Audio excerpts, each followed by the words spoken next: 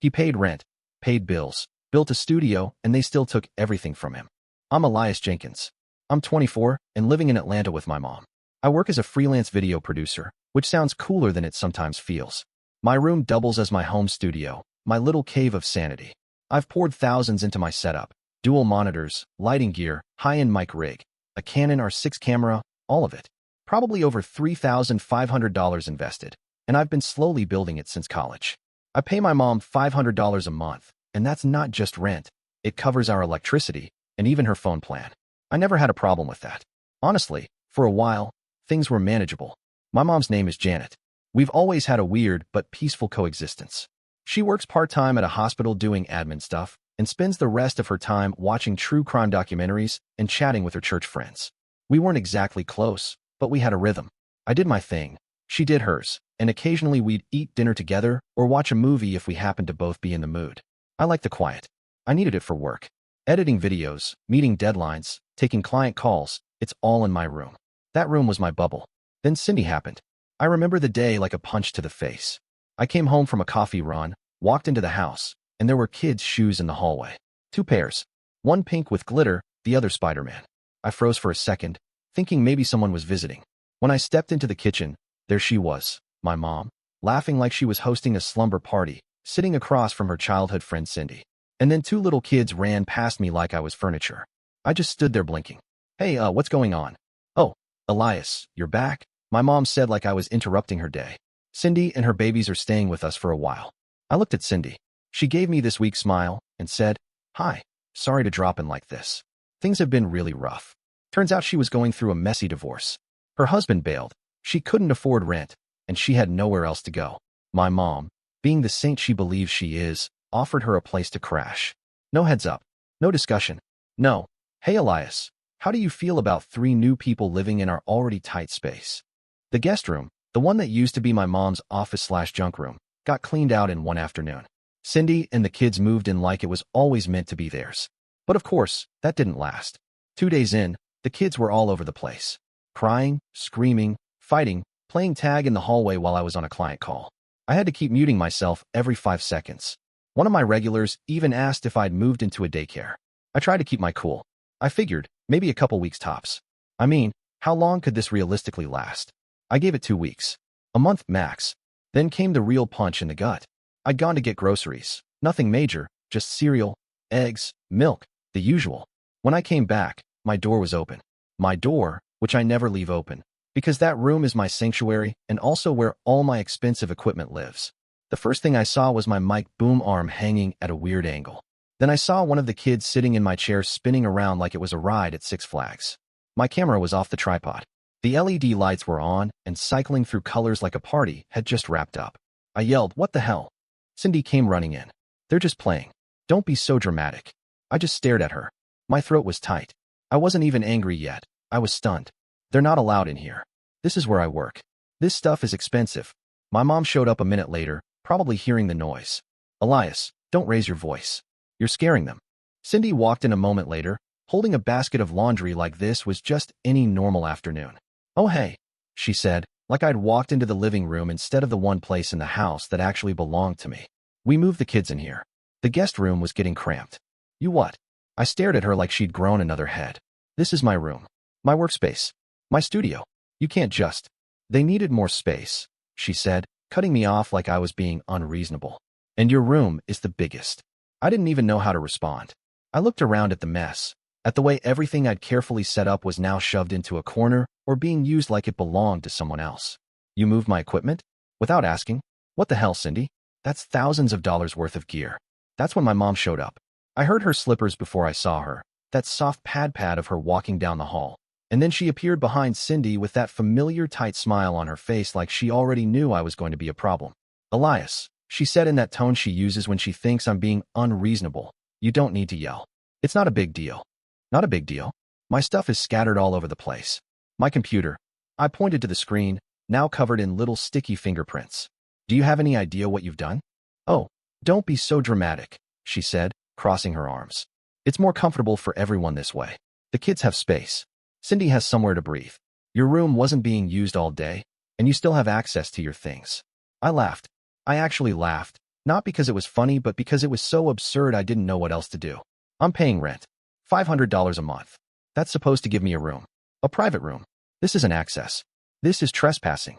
She rolled her eyes like I was a child throwing a tantrum. Elias, you're overreacting. It's not forever. Cindy's going through a hard time. And I'm not. I shot back.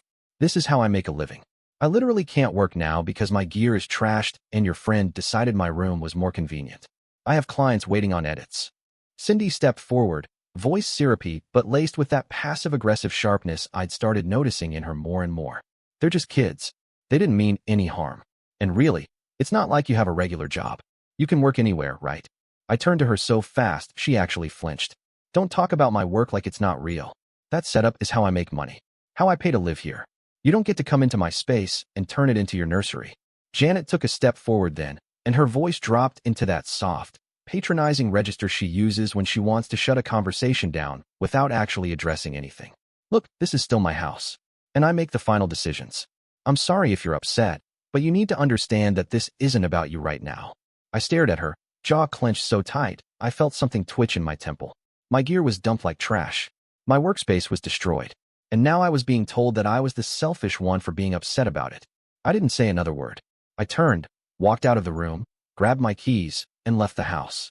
I didn't even know where I was going. I just needed to be somewhere else. Anywhere else. Because if I stayed, I was going to say something I couldn't take back. I came back later that evening hoping, stupidly, that maybe they'd cooled off or come to their senses. The hallway lights were off, the TV in the living room was humming with some crime show rerun, and I took a breath before walking back toward my room. I needed to talk to them. Not yell. Not argue. Just talk like a rational human being trying to protect what little control I had left in that house. When I opened the door again, my heart just sank. The scene hadn't changed. If anything, it was worse. One kid was lying on my bed, shoes on, playing with a toy car that kept smashing into the wall. The other one was still at my desk, now with his headphones on, clicking random things on my screen. My editing software was open. A client project I hadn't saved yet, still running. I froze. My stomach flipped. If he clicked one wrong thing, hours of footage could vanish.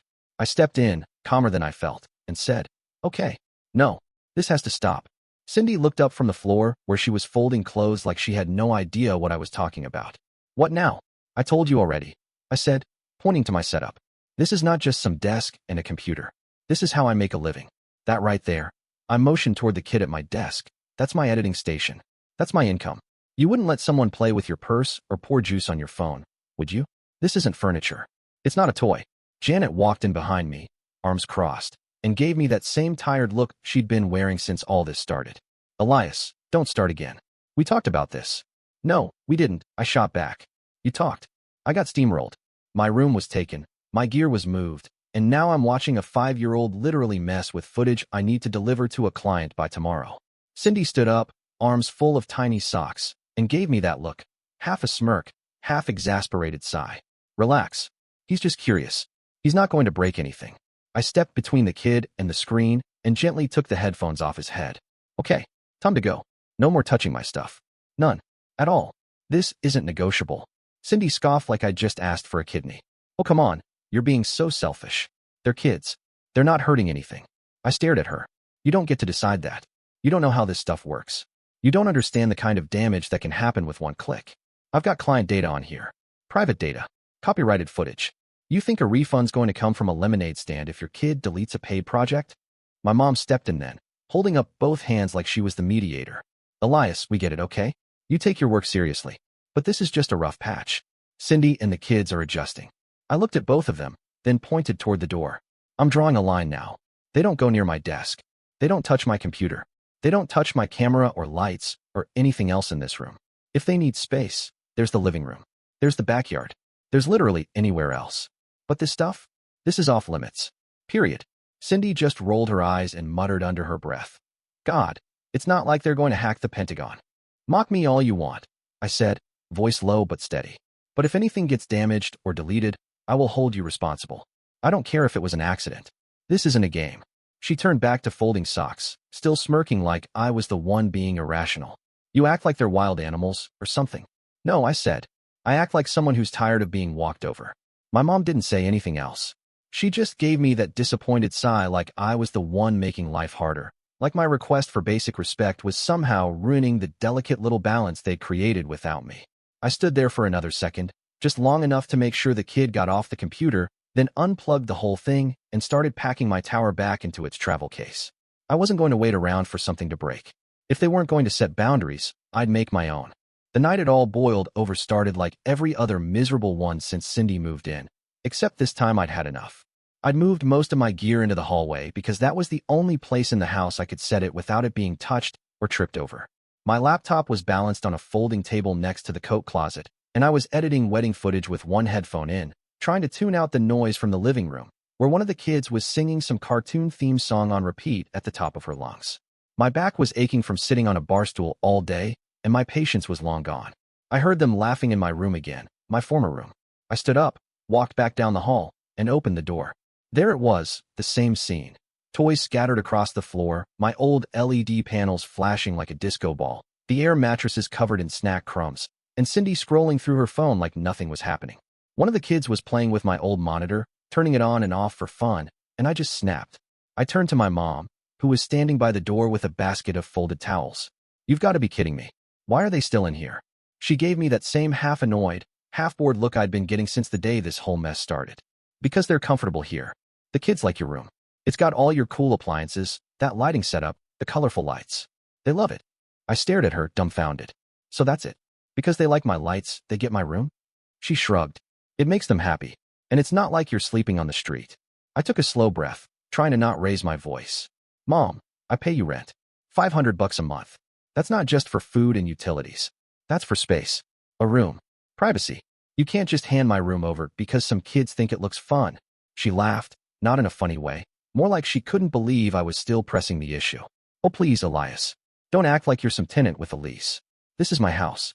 I make the decisions. If I want to use a room differently, that's up to me." "You're seriously going to say that?" I asked. "After everything I've put into this place? All the times I helped cover bills, paid your phone, ran errands when you needed them?" She waved her hand like none of that mattered. "That doesn't make it your house. It's my name on the deed. End of story." I looked her dead in the eye. "What about Logan's room? Or Ava's? His room is smaller but still big enough for 2 kids. And she's barely home as it is. Why not move Cindy and the kids in there?" Janet shook her head without even thinking. "No, Logan's still in school. He needs his space. And Ava's room is full of her art stuff. It'd be chaos trying to shift her things. And mine isn't," I said, motioning toward the mess. "My room had my livelihood in it. My equipment. My files. But that's fair game." Her voice went flat. "Elias, your brother and sister are younger. They're still figuring themselves out. They need stability." I laughed under my breath. "So do I. But I guess I don't count, right?" "Don't be so dramatic," she snapped. "You're an adult. You're supposed to adapt. These kids have been through a lot. This is temporary." I looked around the room again, at everything that had been mine now reduced to background noise in someone else's life. Funny how temporary always seems to mean permanent when it's my stuff getting shoved aside. She didn't respond, just turned and walked off with the towels, muttering something about how ungrateful I was. I stood there for a second, alone in the middle of my own room, surrounded by other people's lives, feeling like a guest in a place I was still paying to live in. And in that moment, I realized the only person who thought I belonged there anymore was me. By the end of the second week, I was barely holding it together. I tried adapting, really. I packed up my laptop, grabbed the essentials, and started working out of coffee shops just to avoid the noise and the constant stream of chaos back home. But it wasn't the same. I couldn't edit properly without my studio setup, and working on my laptop screen instead of dual monitors felt like trying to paint a mural with a toothbrush. I was missing deadlines. My concentration was shot. Between the noise, the crowds, and the awful cafe Wi-Fi, every task took twice as long, and the stress was eating me alive. Every day I'd sit at some corner table in a Starbucks or a cramped seat at a downtown cafe, my back hurting, my files lagging, trying to block out loud conversations and espresso machines while I pretended this was normal. I'd go home drained, only to walk into a place that didn't feel like mine anymore. The guest room was still untouched, the smallest room in the house, but still large enough to fit a desk and a chair and some basic gear. I knew it wasn't ideal, but I figured if I could at least set up there, I might be able to salvage something, get back on track, stop feeling like I was slowly drowning in someone else's mess.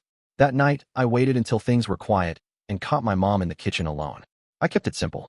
No yelling, no emotion, just logic. I said, "Look, I've been trying to work from cafes, and it's not sustainable. I'm losing clients. I can't meet deadlines. If Cindy and the kids are going to stay in my room, fine, but I need to set my equipment up somewhere. The guest room's empty. Let me use it. She didn't even let me finish. No. I blinked. What do you mean, no? She started washing a mug like this conversation wasn't even worth her attention. That room's too small for all your things. You'll just clutter it up. Plus, the kids sometimes nap in there. I stared at her, trying to make sense of the words.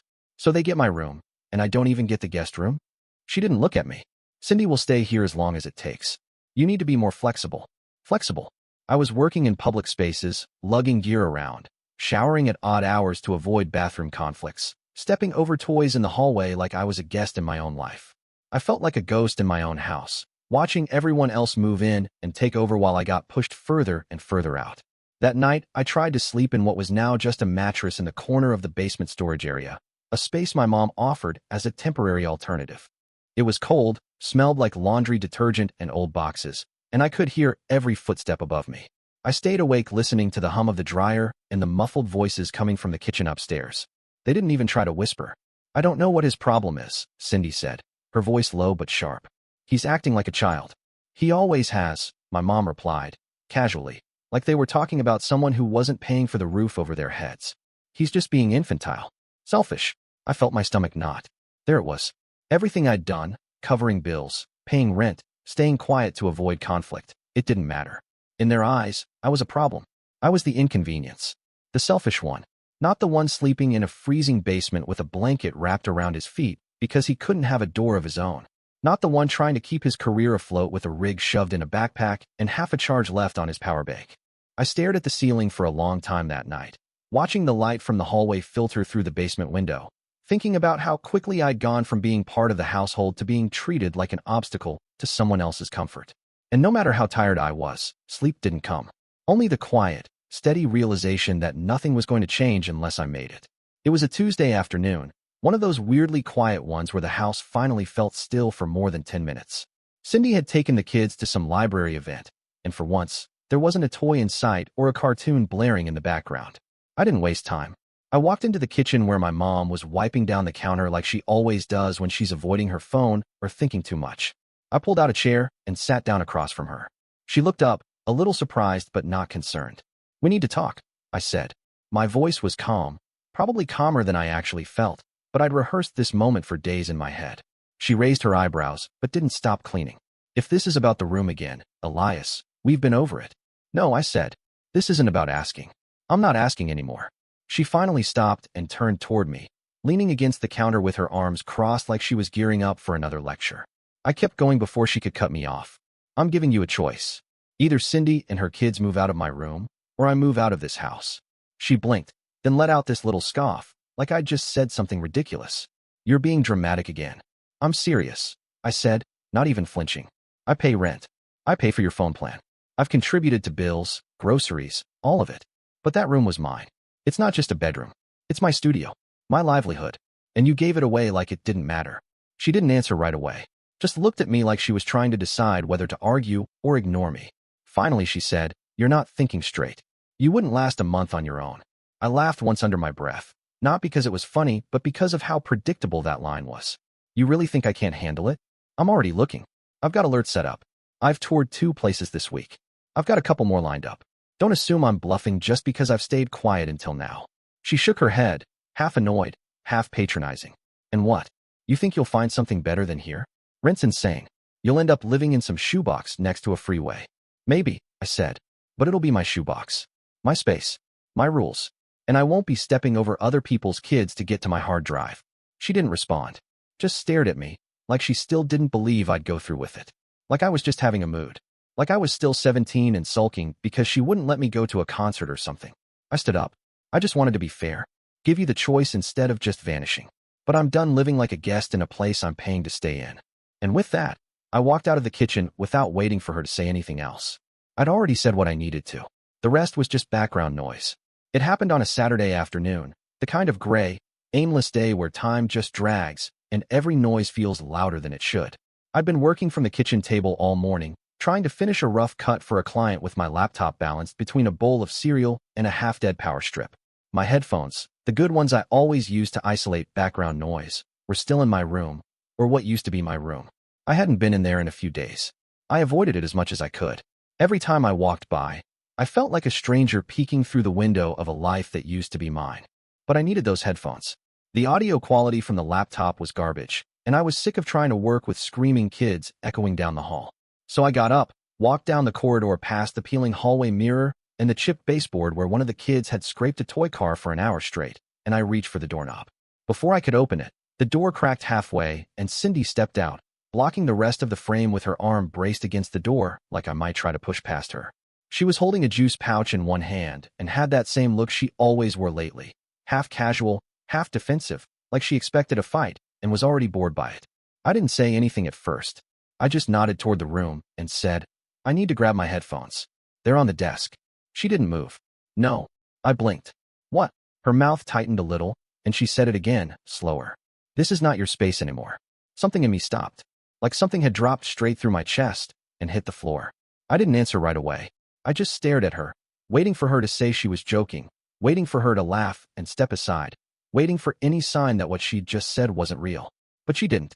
She stood there, staring back at me like I was the one out of line for even asking. "I'm not going in there to sleep or rearrange furniture," I said, keeping my voice steady.